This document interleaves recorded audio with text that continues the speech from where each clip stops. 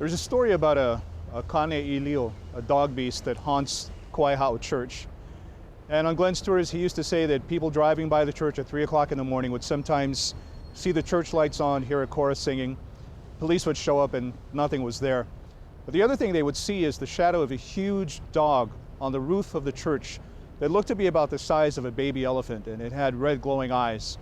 And whenever someone would see it, it would leap off the roof, and they would see it leaping through a portion of the graveyard and then heading toward the Mission House's museum. What's interesting about that story is that the account is documented and confirmed in a book written by Gary Diaz called Honolulu Cop.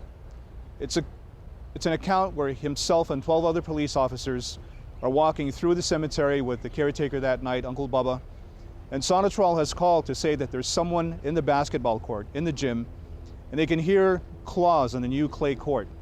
And it sounds like a man, but sort of like a beast howling.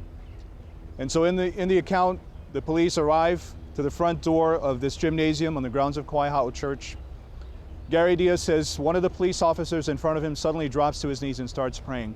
The next thing he knows, the doors burst open, and this beast that is dog on top and human on the bottom leaps out of the doors from the gym, bounds through the graveyard on the top of the Matson container, then bounds again through another portion of the graveyard and leaps onto the roof of Kauai Church.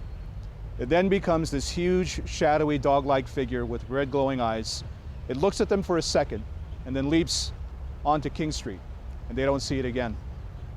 That story still happens today, but I believe you have to be here on a certain night at 3 o'clock in the morning.